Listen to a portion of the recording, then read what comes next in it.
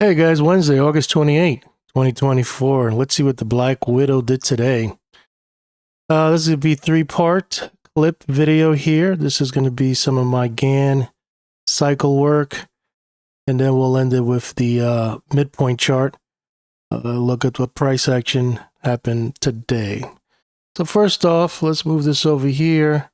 We'll start off with our Gann fans on a scale chart. And so far, we're here, nothing close to any of these angles. The next one will be the one from this low, February 20th, and we're hovering around the 1x3. We made a high of, 214 today? And I put the close of 210. It might not be the close right now, but just so I could have some data. And so far, this is where we're at. Holding, or at least as of right now, by the 1x3. An interesting thing here in observation is that squaring from the high to this low, February 20th, to the October 27th high, the square or the grid is ending today. Interesting that we have a change of contract. We got this nice pop, and the new square now begins on this side, which I haven't adjusted yet. Key levels to watch, 207, 208. Remember where we opened right there?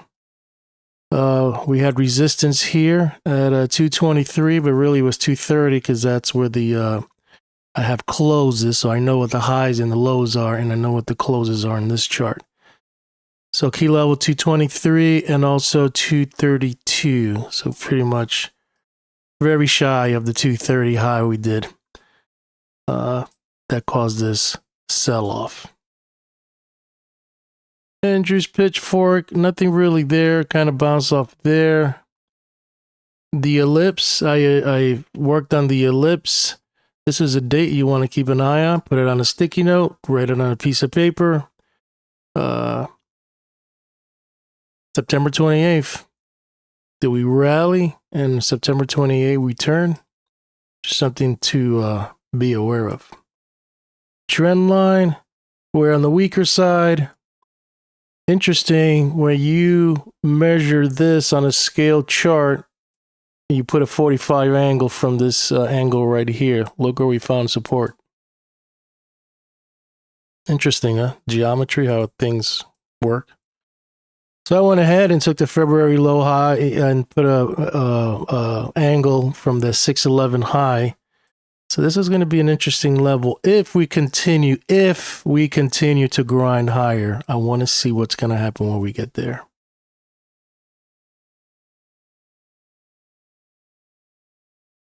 Anything else? Also, if this is the low, and this is a wave 5 according to the wave theory, and we're going to start grinding, this angle is going to be very important, a 45 from these two swing points.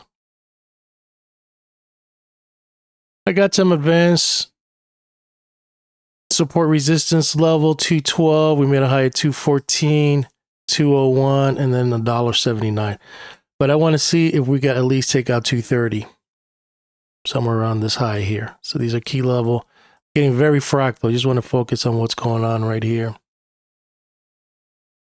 I think that's it. I don't really have too much on this chart. It's just more fractal on a scale chart. I'm defining my battle zone from these important highs and then doing some Gann theory. And I just wanted to see what's going on here. We're going to go to the good stuff on the next clip. So here's my other clip. I'm going to have one more and then we'll go to the midpoint chart. First off, I want to show you some of the spectrum cycle I use here. You can see that we are finding some kind of bottom right here around this week of September. There's two that are in sync. One is going up. The other one is about to peak. So it's undecided which one is the one that's going to work. But for now, I'm just going to see what's going to happen here. It's kind of coinciding with this. Could it be a possible turning point to going higher? We shall see. The cycle I'm leaning on is pretty much this one. Got a low here. Hits a trough here. around 831. So I don't know if this is a dead cat bounce, fill gap, and then start trending higher. This all remains to be seen, but I'm leaning a lot on this cycle to see if it's going to play out. If it's going to play out, we have to take out 230. We got to take out 230 high. Either hit it, bounce from there, go up, but it has to happen unless it's just going to be sideways or a fake out. Another cycle I'm watching. This one is a little more bearish. So this pop is dead cat bounce. And if it's going to follow this one, it should hit a trough around 922. So that gives us enough time, if it's going to follow this, for the Black Widow to play her head games and head fakes and hit her final turning point if it's going to play out. Solar cycles. So far, we're about to hit a peak. So it's kind of inverse of what's going on down here. We should have been all the way up here somewhere, but we're hitting a peak at the end of this month, and then it goes down to sideways. Neural net computer telling us to watch out for the 13th, the 18th, and the 23rd of this month. Seeing what the price action is doing. If it's going to continue, I will be careful on these dates for a possible turning point on the top. But if it's going down to sideways, you know my motto, watch out for turning points from the bottom going up. The Bradley model is very mixed. There's a lot of turning points here, and it's just getting really choppy. It's hard to decipher which is the one's going to work out. So far, this one, it's on the 28th, which is today. You got a change of contract, but who knows what's going to happen here. You got one coming up on the 6th, and then there's a little cluster here. So this is, it's not giving me an edge. It's just, who knows? It could just be chop fest here. But it's not giving me an edge, and it's not very clear what's going on. So far, it's just pretty much chop. We go to the last click where I showed my last cycles on my other videos in the past. Okay, this is the last clip before we go to a midpoint chart. So far, this is what the quant was indicating. Somewhere going like this and then turning here. And so far, it hasn't done that. So it'll be interesting to see what's going to happen ending this month. Are we going to take a 230 high, or it's just going to be chop fest or fill gap? Maybe rally. So let's look at our cycles here. This is the one of the solar cycles I'm watching. And you can see that this goes down all the way to September 5th, and then it turns. So this remains to be seen. This one peaks here. This is a little more darker. It goes all the way down into October the 19th. So I'm watching these two very closely to see which is the one that's going to play out. When you put your Gann square on the big picture scale, this is a key level, this 208. And so far, we're just kind of oscillating around it. Want to see what's going to happen there. There's nothing there, and there's nothing there. So pretty much these are the two important ones that I'm watching that I just showed you, those cycles. And in regards to the annual cycle, same thing. It's just a little off. It's pretty much this one bottoms here. This one is like next week. Possible turning point using the annual cycle.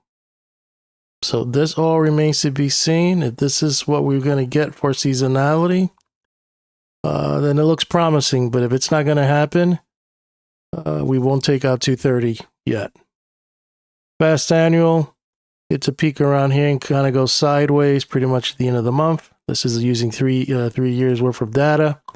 This is using 6 years worth of data. So pretty much the end of August, first week of September, it gets toppy using the 3 and 6 years worth of data. The only thing good one here is the annual, but that's just one annual data point that, may play out, may not.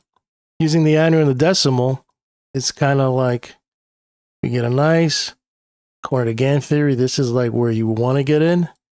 Wait for it to pop, wait for the retrace, and then this is in his courses what he teaches. This is what.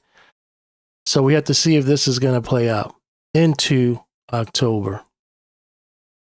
Lastly, he recommends looking at 20 years back to kind of get an idea. And if we're going to follow this technique, it doesn't look promising, but it does kind of give us a clue that maybe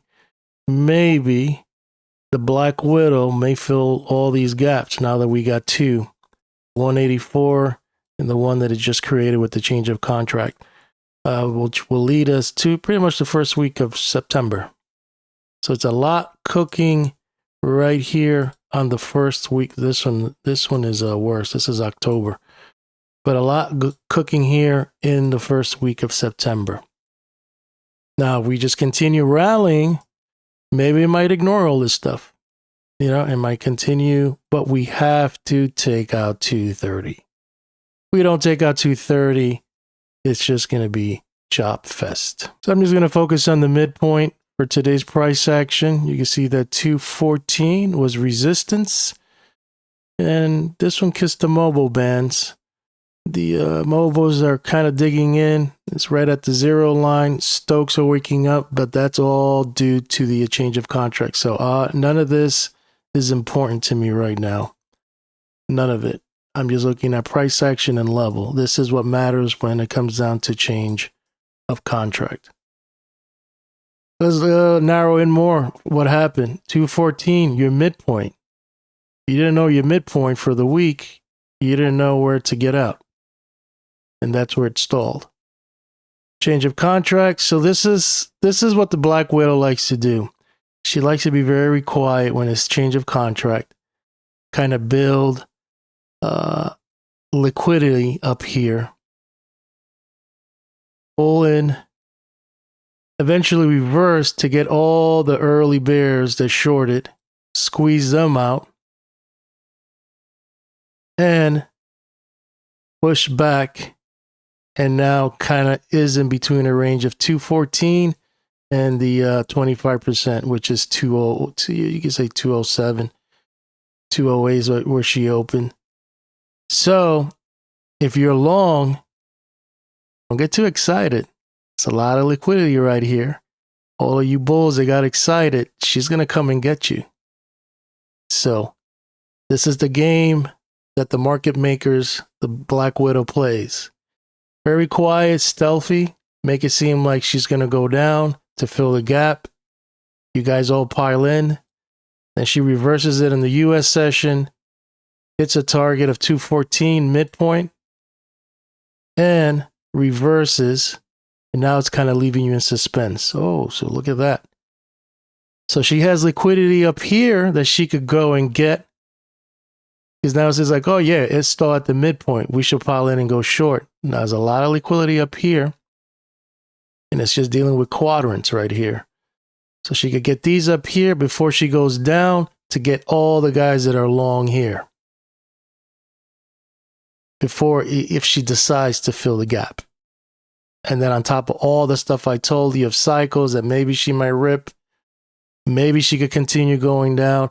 And that's the game that we're in right now. Is she going to go higher? Is she going to go lower? Fill gap? Sideways? EIA report coming out. Is it good? Is it bad? There's all these things, data points that you're all thinking about. But what's next? I'm leaning that she's going to fill this gap. Now, if she surprises me and she wants to go higher, well, then you know what? She's going to have to take out your midpoint for the month, which is 230. And maybe that's where she probably wants to go. Get some liquidity here. There's some bears that feel like they're safe. And there's a lot of stops below right here too. A lot of liquidity. So it's all a mind game. You just have to be quick and nimble. And this is where we're at, price action. So this is where we did 214 high. This is your midpoint from the US session. And look where she kissed. the extended version, extended pivot level on the daily. She found support at 202 and bounce, found resistance at 214, midpoint of the week. You get your midpoint right here. So the line in the sand for this US, you can say the overnight into the US session is, what is it? 208, right back where we started. Liquidity. She's going to decide, maybe looking at some numbers. She probably has all the data. Where are all the shorts? And where are all the longs? Is it better to go this way and then go down here? Or is it better to go this way and follow the seasonality and give them a little teaser to get some more of the guys that are above 230? And that's the way I see the Black Widow playing her games. I went short, and then I saw that this thing started turning around bad. I got out real quick, so I left a lot on the table when it went short. When she started ripping or turning around, I just knew that she wanted to get some of the guys that are short here. But if you're long from here, be careful. Just be careful. Place your stops. Some say, yeah, you don't need stops. That's fine. If that's the way you roll, cool. I know that I had to get out because I knew that she was going to go up, and I don't know if she was going to stop there. She could have continued, and I didn't have a stop. I could have been, bleeding today, but I just knew. And this is, you got to kind of like memorize this, gap fill, study this pattern. Look what happens when she, change of contract. Study this. See if this next time change of contract and you get a gap, see if this plays out again. Because if it does, this is an algorithmic pattern that the computers play. Just thinking outside the box. Study this. Call it change of contract, gap up, and take a snap of this actual setup of price action. Overnight quiet, pull it down, get all the bears piled in, then get them and find out your midpoint for the week and see if that plays out next time. Giving you some research things to think about. That way, if this plays out again, change of contract gap, see if this plays out. And if it does, find your midpoint. You definitely got a strategy to work on. I'm already, wrote all this down. So I'm looking forward to the next gap and change of contract to see if this same price action plays out. Maybe they do it in reverse. Maybe they gap up and then they tease the bulls and then they get them on the downside. So think of it as reverse, the way it's set up, and think of it as, inverse going down. Anyway, I'm going to sign out. Hope you liked this video. I'll keep you posted on my thoughts on that gas.